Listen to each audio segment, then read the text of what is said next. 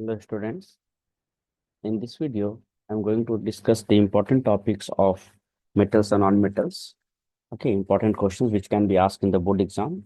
Okay, so please watch the video till the end. Okay, first question. Give an example of a metal which is a liquid at room temperature. Okay, what is the answer, children? Mercury, Can be easily cut with knife. Metals that can easily cut with knife. Sodium. Yes or no? Sodium can be easily cut with knife. Is the best conductor of heat? Silver. Silver, remember children, is the best conductor of heat. Poor conductor of heat, mercury or lead. Next question. Explain the meaning of malleable and ductile. Malleable. Substances that can be beaten into thin sheets are called as malleable. Okay. For example, most of the metals are malleable. Okay, like we can see the sheets of iron, aluminum. Ductile. Substances that can be drawn into thin wires are called ductiles. For example, most of the metals are ductile. For example, copper wires you see, right? Okay, copper wire, aluminum wire. Next question. Very, very important. This question. Why is a sodium kept immersed in kerosene oil? Sodium and potassium, both actually, are very reactive metals and combine explosively with air as well as water. Hence, they catch fire if kept in open. Therefore, to prevent accidental fire and accidents, sodium as well as potassium is stored in the kerosene. Is it clear, children? Okay. Next question. Write equations for the reaction of iron with steam. Very important, children. See, iron react with H2O in the gaseous form. Means a steam only. It will form Fe2O3 actually plus hydrogen. Okay, here it is wrong, children. Fe2O3 you can write. Fe2O3. Okay, plus hydrogen. Okay. Next, calcium react with water. Calcium react with cold water only. It will give you calcium hydroxide, CaOH twice plus hydrogen. Potassium react with the cold water only. It will give you what? Potassium hydroxide plus hydrogen. In this case, a huge amount of heat is also released. Yes or no? Next question, children. Question number 5. Which gas is produced when dilute hydrochloric acid is added to the reactive metal? Write the chemical reaction when iron react with a dilute H2SO4. Okay, generally you know that children, metals react with the acid, give you salt plus hydrogen. Answer. Hydrogen gas is evolved when dilute hydrochloric acid is added to the reactive metal. For example, when iron react with a dilute sulfuric acid, iron sulfate with evolution of hydrogen gas is formed. Fe solid state plus H2SO4 react with okay, iron react with H2SO4. Here you should write dilute H2SO4. You give what? FeSO4, iron sulfate plus hydrogen gas. Is it clear? Next. This question also very important, children. Question number 6. Okay, samples of 4 metals A, B, C, D were taken and added to the following solution one by one. The results obtained have been tabulated. Like you can see metals A, B, C, D is there. Okay, what is observation? Iron sulfate, here copper sulfate, zinc sulfate, and silver sulfate. Yes or no?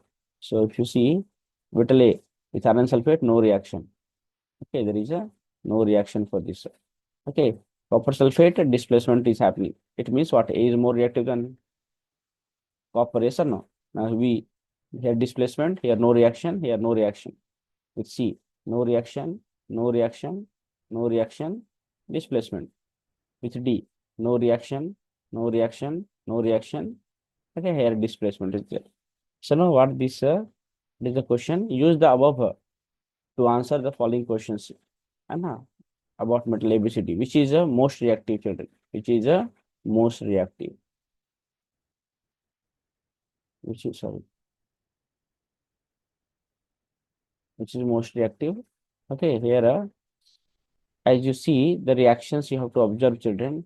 Okay, if you see all the reactions observations based on the observation and reactivity series, okay, you can identify, children, that B is most reactive here. Okay, fine. B is most reactive. How? Here is the explanation. You can see A plus FeSO4, no reaction. It means what? A is less reactive. Similarly, A react with copper sulfate, give you displacement. So it means A is more reactive than copper. B reacting with copper sulfate, displacement. So you have to, from the table, you have to observe, you have to make this one. Okay, yes or no? So, and after making the observations, writing the observations clearly, you can find out that B is most reactive. Okay, if B is added to the solution of copper sulfate, it would displace the copper, yes. Okay, because it is more reactive than copper also. What is the arrangement of metals in the order? B is more reactive than A, then C, then D. Okay, next question. Question number 7. What would you observe when zinc is added to the solution of iron sulfate? Write the chemical reaction. So zinc is more reactive than iron, yes or no? So therefore, if zinc is added to the solution of iron sulfate, it would displace iron from the solution. So zinc plus iron sulfate give what? Zinc sulfate plus iron. Next question. Question number 8. Write the electron dot structures of sodium, oxygen, magnesium. Second one, show the formation of Na2O, MgO by the transfer of electrons. And third one, what are the ions present in these compounds? Key important question, children. They may ask. Okay, see here. Answers. Sodium, you know that atomic number of sodium is 11. So electronic coefficient 2, 1. Children, in the dot structure, generally we show the valence electron. See here. The representation of element with valence electrons as dot around the element is known as electron dot structures. So you see a sodium atomic number is 11. So electronic configuration 2, 8, 1. So sodium is having one valence electron. Similarly, oxygen atomic number is 8. So 2, 6. So here 2 to 4 to 6, 6 valence electron. Magnesium atomic number is 12. 2, 8, 2. So 2 valence electron. Yes or no? Now if you see the formation of Na2, see sodium is having a 2 sodium atoms. So each one is having one valence electron. Oxygen 6 valence electrons. So oxygen needs 2 electrons. So each sodium atom will donate 1 electron. Yes or no? So Na will form actually 2 Na plus and O2 minus is formed. Okay, Na2O. Is it clear? Similarly, magnesium oxide. Magnesium is having 2 valence electron and oxygen needs 2 electron. Right now, so magnesium is transferring the its 2 electron, okay, to the oxygen to form Mg2 plus and O2 minus. Okay, the ions present in Na2 are what? Na plus and O2 minus. Whereas MgO, Mg2 plus and O2 minus. They may ask you this question, children, in the exam. Next question. This is very, very important. Okay, why do ionic compounds have high melting points? See, ionic compounds have a strong electrostatic force of attraction between the ions, children, because they are made up of cations and anions. Yes or no? Na plus and Cl minus ion in case of NaCl. So therefore, it requires lot of energy to overcome these forces. That is why ionic compounds have high melting points. Is it clear? Very important question, children. Next, define the following terms like what is a mineral or what is gangue. Okay, gangue. Here minerals. Most of the elements occur in the nature as in combined state as minerals. The chemical composition of mineral is fixed. Or similarly, you can say, children, in simple words, minerals are naturally occurring in organic substances. What are minerals? Naturally occurring in organic substances. Next, ore minerals from which metal can be extracted profitably are known as ores. Easy only, like a iron ore is there. What is iron ore? Hematite. It means we are extracting the iron from the hematite. Next, gangue. The impurities. Okay, in bracket you can write sand, silt, soil, gravel, etc. Present in the ore is called as gangue. Is it clear? Next question. Question number 11. Name two metals which are found in the nature in the free state. The metals at the bottom of the reactivity series are mostly found in the free state. For example, gold, silver, and platinum. Is it clear?